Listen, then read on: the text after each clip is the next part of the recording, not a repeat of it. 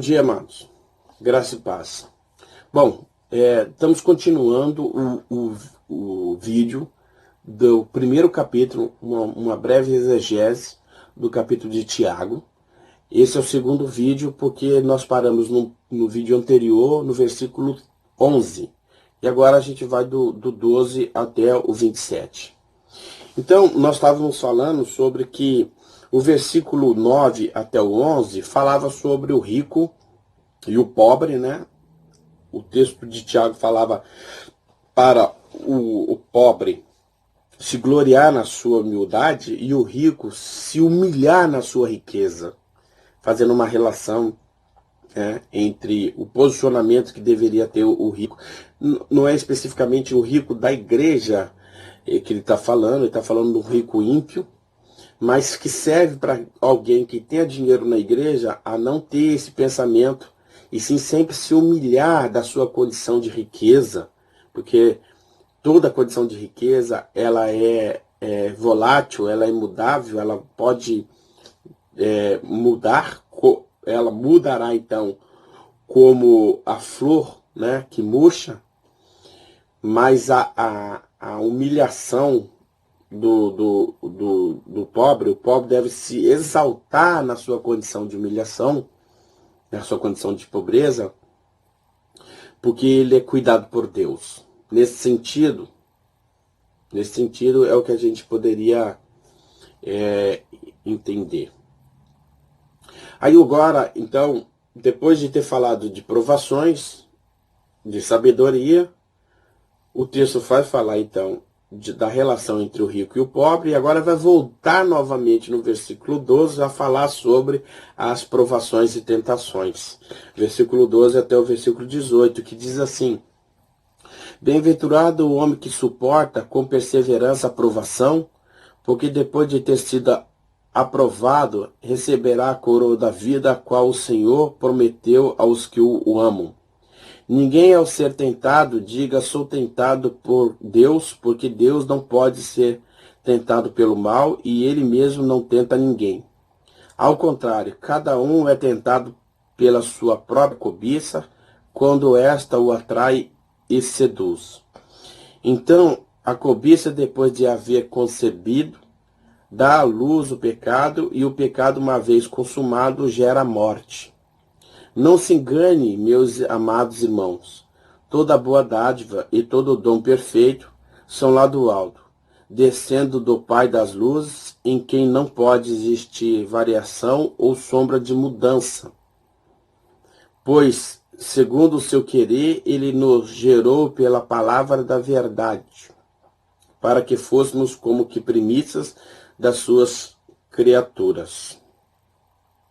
Bom, o que é interessante no versículo 12, para a gente já começar, é que o versículo 12, ele faz uma conexão com o versículo 2.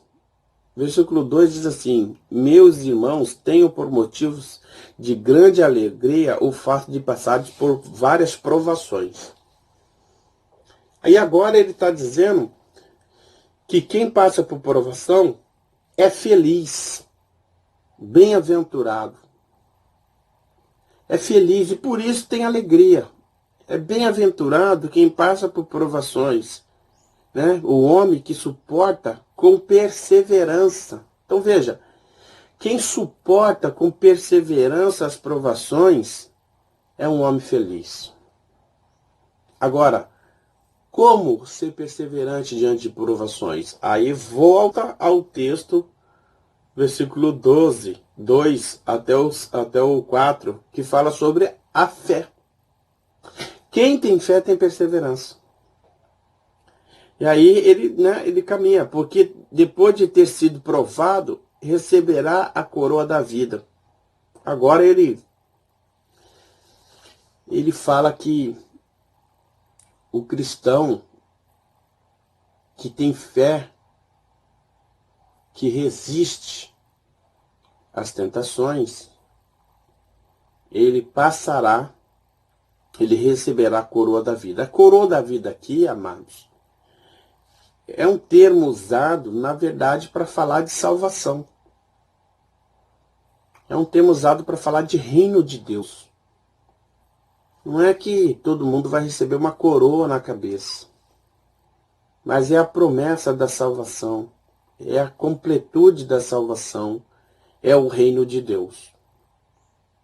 E em alguns outros, no Novo Testamento, tem essa passagem, esse termo é usado para justamente falar sobre uma vida futura.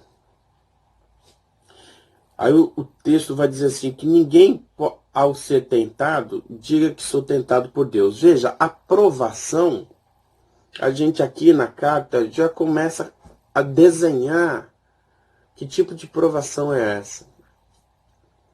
É da ordem financeira, da ordem do não ter as coisas básicas. Agora, a tentação é uma outra questão. É ser tentado. E aí o texto vai dizer que quando você for tentado, não pense que é Deus que está te tentando. Porque tentar alguém é da ordem do mal. E Deus não tenta ninguém porque Ele é puro e santo. Ele não pode ser tentado por ninguém e não tenta ninguém.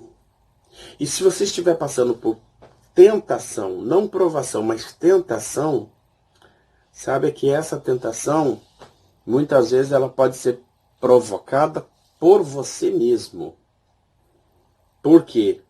Provocada pelo seu próprio coração, seus próprios desejos, e não porque Deus está te tentando. Então Deus não tenta ninguém e ao fim da tentação te dá uma coroa da vida. Não tem isso.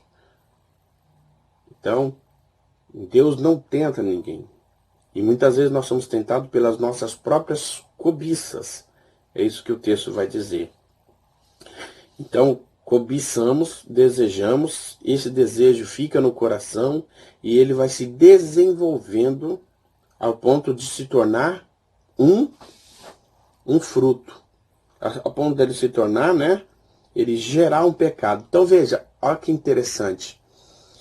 A cobiça aqui está sempre atrelada a algo da ordem daquilo que desagrada a Deus. Não é você desejar um carro. Não é você desejar uma casa nova. E isso será um pecado. Mas é algo que te afasta de Deus. É algo que prejudica o outro. Então, essa é a cobiça a qual Tiago está se referindo. Aí o versículo 6 diz assim: não se engane, meus amados irmãos, toda boa dádiva e todo dom perfeito são lá do alto, descendo do Pai das luzes, em que não se pode existir variação ou sombra de mudança. Fala que Deus não muda, Deus não varia. E Deus não varia na sua dádiva de dar. Deus sempre está disposto a dar. Quando o seu pedido ele não é um pedido contrário à sua vontade, e quando você pede com fé e não duvidando, sendo um homem dúbio, com um espírito dobre. Quando você pede algo, mas não sabe o que você quer. Pede uma coisa, depois pede outra. Não tem confiança em Deus. Então, Deus não há uma variação. Então ele continua sendo aquele que sempre pode dar. E ele é aquele que é totalmente bom. Então toda a boa dádiva e todo dom perfeito são lá do alto. Então aqui faz uma oposição, né, uma relação com questão justamente da dádiva e tentação. Deus não traz tentação. Tudo que ele traz é dádiva boa. E vem lá do alto. Pois segundo o seu querer, ele nos gerou pela palavra da verdade, para que fôssemos como que primícias das suas criaturas. Então, ele gerou quem? Ele gerou a gente, aquele que crê em Jesus, como palavra, gerou pela palavra da verdade, pela a palavra do Evangelho. A palavra da verdade aqui sempre está relacionada ao Evangelho de Jesus Cristo. Então ele nos gerou pelo seu Evangelho, para sermos o início, a primícia de novas criaturas. Então, essa é a passagem do texto de 12 a 18. E aí ele vai encerrar o capítulo 1 dizendo assim: vocês sabem essas coisas, meus amados irmãos. Cada um esteja pronto para ouvir, mas seja tardio para falar e tardio para ficar irado. Porque a ira do homem não produz a justiça de Deus. Portanto, deixando toda impureza e acúmulo de maldade, acolham com mansidão a palavra implantada em vocês, a qual é poderosa para salvar a alma de vocês. Sejam praticantes da palavra e não somente ouvintes, enganando a vocês mesmos, porque se alguém é ouvinte da palavra e não praticante, assemelha-se a alguém que contempla no espelho seu rosto natural. Pois a si mesmo se contempla e se retira, e logo esquece como era a sua aparência. Mas aquele que considera atentamente na lei perfeita, lei da liberdade, e nela persevera, não sendo ouvinte, que logo se esquece, mas operoso praticante, esse será bem-aventurado no que realizar. Se alguém supõe ser religioso, deixando de refrear a língua, enganando o próprio coração, a sua religião é vã. A religião pura e sem mácula para com o nosso Deus e Pai é esta: visitar os órfãos e as viúvas nas suas aflições, e assim mesmo guardar-se incontaminado do mundo. Então, Tiago parece que está mudando de assunto, muda, né, de assunto, mas há sempre uma conexão com o que ele falou. Então ele diz assim: se vocês sabem essas coisas, meus amados irmãos, cada um seja pronto para ouvir, mas seja tardio para falar e tardio para ficar irado, porque a ira do homem não produz a justiça de Deus. Aqui a gente vai ver Paulo exortando sua comunidade que está carente de tudo, né? Carente de situações básicas da vida, que não deixe entrar uma ira sobre essas dificuldades no coração. Pois mesmo que essa dificuldade do cristão tenha sido provocada por alguém, caberá a Deus a justiça e não ao homem. Ao homem que tem fé em Jesus, cabe a ele viver as provações nas alegrias, né? E na mansidão. Na mansidão que é o fruto da palavra implantada no coração do cristão. Então, qual palavra implantada? O texto lá embaixo, versículo 25, vai falar sobre a lei da liberdade, a lei perfeita, que é o Evangelho. O Evangelho deve produzir no homem um sentimento de mansidão que o faz confiar em Deus, né? E esse Evangelho, ele é poderoso para salvar as nossas almas, que é o que o versículo 21 termina dizendo. E aí ele faz uma relação com já outros textos do Novo Testamento, não relação porque quando ele escreveu os textos não estavam escritos, mas há uma relação com os ditos de Jesus, mas também há uma relação com a sabedoria proverbiais de ser praticante na fé e não insensato como ímpio. Pois aquele que conhece a verdade e não pratica é insensato. Essa relação de sabedoria, fiel em Deus, e insensato que conhece, mas não pratica, essa relação que se encontra em Provérbios também se encontra na carta de Tiago, nessas minúcias do texto dele. Aí ele vai dizer no versículo 22, sejam praticantes da palavra e não somente ouvintes, enganando a vocês mesmos. Porque se alguém é ouvinte da palavra e não praticante, assemelha-se a alguém que contempla sua face no espelho. Quer dizer, é alguém que ao contemplar a si mesmo, quando sai do espelho, já não sabe mais quem é. Não lembra mais de si. É uma pessoa que não tem a lembrança do que ele é e o que ele deve fazer. Lembrando que essa conexão é importante, ao meu ver, com o versículo 18, que fala sobre que nós somos as primícias de uma nova criatura. Então a gente não pode se esquecer disso. E quem não pratica as Escrituras, ele se esquece de quem ele é. E quem ele é? O cristão. Quem é o cristão para o Tiago? É a primícia das criaturas lavada no sangue de Cristo. Então, mas para não se esquecer isso, tem que ser praticante das Escrituras. E não apenas ouvinte.